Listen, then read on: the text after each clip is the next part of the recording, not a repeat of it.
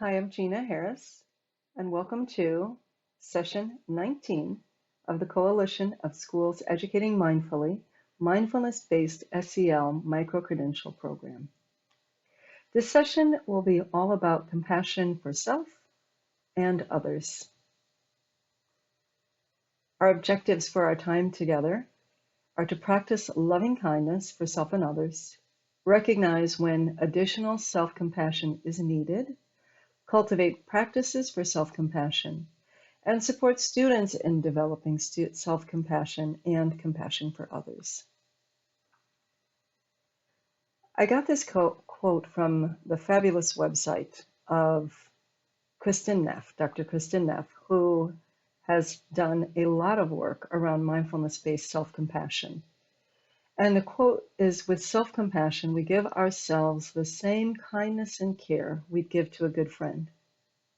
So for our opening practice, I'm going to invite you in to a bit of time for you to cultivate that compassion. The same compassion you would apply to a good friend, but applying it to yourself.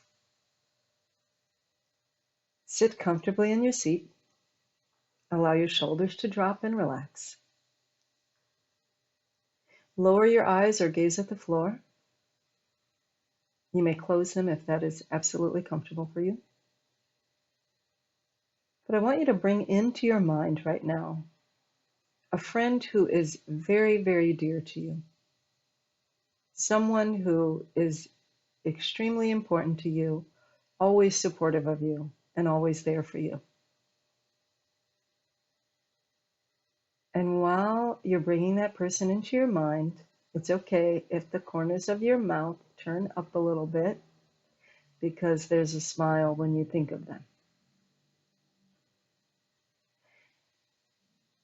Continue allowing your breath to be long and deep, and all of your attention to be focused on this wonderful person that you know. Now, what I'd like you to do next is to think of something that has happened to you that has been frustrating, irritating, upsetting, challenging. And imagine your reaction to yourself. Maybe you made a mistake. Maybe there was something occurring in your work that was frustrating. What was that inner self-dialogue, and what was the conversation like you had with yourself? And now I want you to recreate that conversation, speaking to yourself, applying compassion, as much compassion as you would apply to the friend that you had in your mind. What would you say to them in a difficult situation? What words would you use to comfort them? What words would you use to let them know that they are cared for, taken care of, and loved? Breathe deeply into those words, and then apply those same words to yourself. Say those generous, kind, compassionate words to yourself in this moment, while there's no hullabaloo going on, while there's no big event happening, as a practice for cultivating that level of compassion for yourself when things do happen. Breathe deeply, inhale, exhale, and inhale, bringing yourself back into the room or raising your eyes. The kind of compassion that we give to ourselves, self-compassion, goes beyond the ideas of self-care. It goes into the practices of ensuring that we have what we need and that we are truly kind to ourselves. So in the practicing of this, I want to encourage you in a few different ways and with a few different practices. There are many, many different loving kindness meditations and practices that are available from multiple faiths, specifically the Buddhist tradition, but in our school environment, sending loving kindness to ourselves, sending loving kindness to those around us is an activity that we can do that has nothing to do with anyone's faith whatsoever. It is purely an opportunity to recognize that generosity and compassion can occur in any space. So I encourage you to stop throughout your day and take self-compassion breaks. Maybe there is a time in the day that just works well for you to stop and acknowledge what a great job you did. Or maybe to be gentle with yourself when it did not go as well as you expected it to. There are also some loving kindness practices on the Kristen Neff website that you can use. There are recorded audios. One of them is compassion for equanimity. Sometimes we might get into a practice of, oh, well, I'm not having it as hard as someone else, or my challenges aren't as deep as someone else's, or my challenges are way worse than someone else's. There's no way for us to judge that about the experiences for another, but if we're going to be mindful in our practices in the classroom, we want to make sure that compassion being applied equally or in an equitable way occurs for all of our students as well as for ourselves. There's also a loving kindness meditation where you extend loving kindness to each and every person that comes into your mind. Loving kindness to each and every person in your family. Loving kindness to each and every person in your classroom, in your building, in your school, in your district. There are a number of ways that you could apply a loving kindness meditation. And the practice that I just took you through in how would you treat your best friend? How might you treat your best friend? So that we recognize sometimes we are harder on ourselves than we are on anyone else.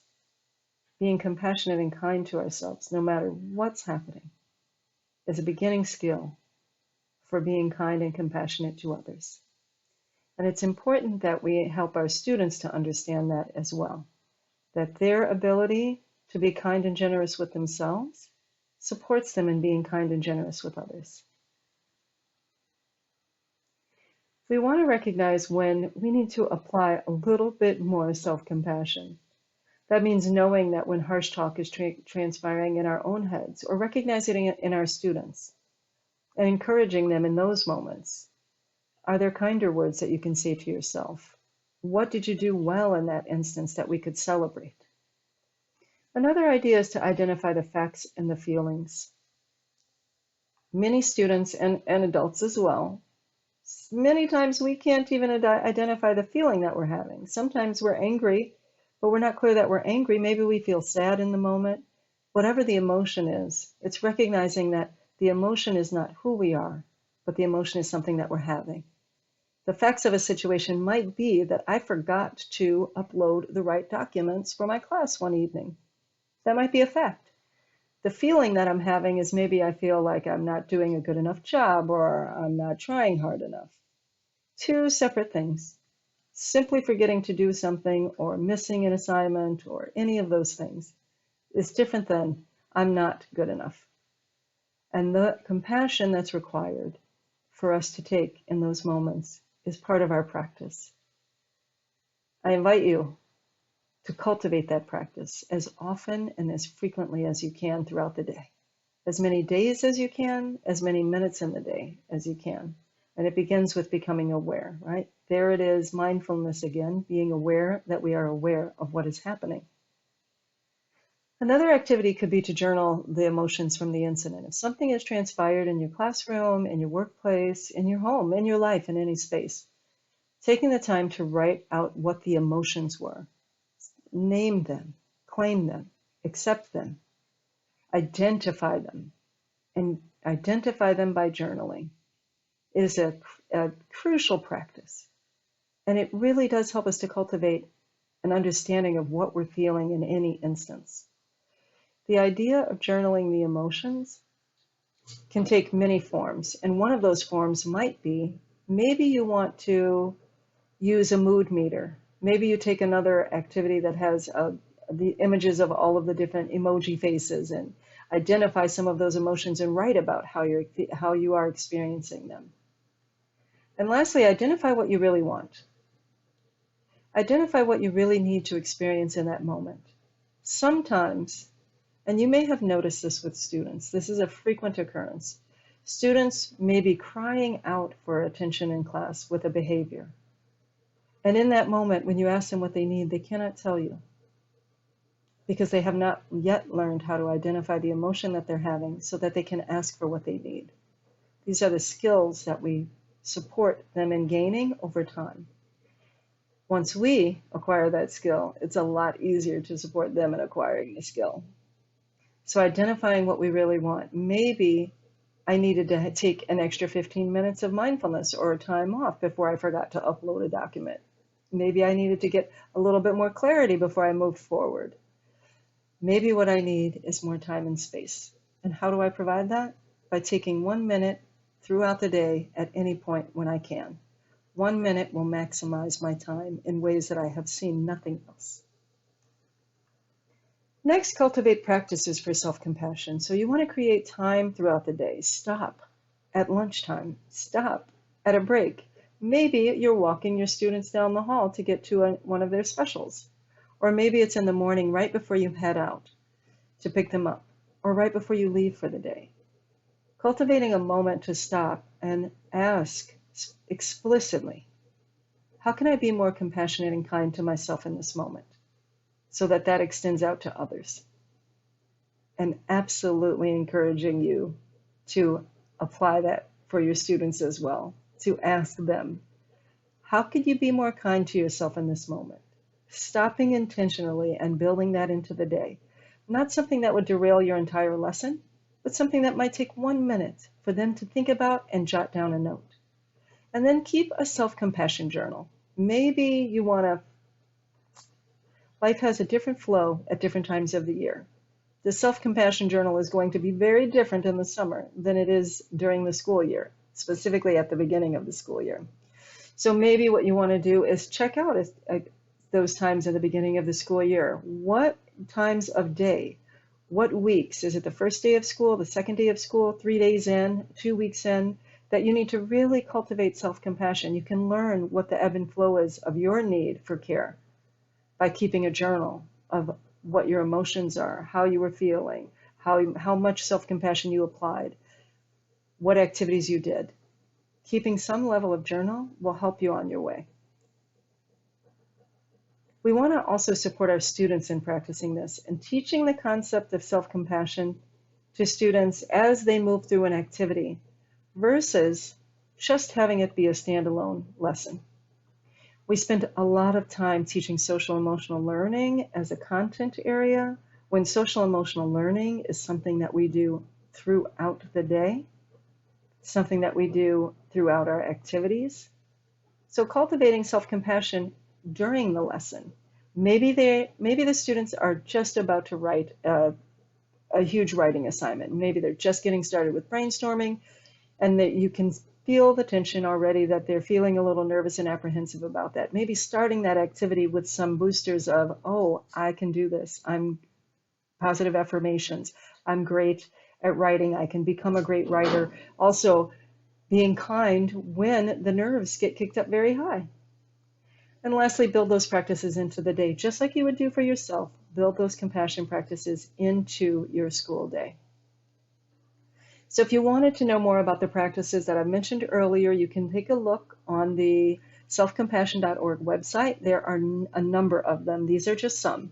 There are a number of audio recordings that you could check out and listen to. I encourage you to spend some time. None of them are more than 7 minutes. They're all relatively short, so that you can take some time to apply those practices to yourself. And lastly, the book, Mindful Self-Compassion by Kristen Neff. Wonderful, wonderful book filled with resources that you can use in the classroom, with your teams, with the adults in your life, with your children, a number of ways they can be used. And the website, as I've mentioned a few times, selfcompassion.org. The practice is not always easy, but it is absolutely worthwhile. So take time to be generous, kind, and gentle to yourselves. And by doing so, you model that for everyone around us, that it is okay to take time to be kind, gentle, and compassionate to ourselves and to each other. Thank you.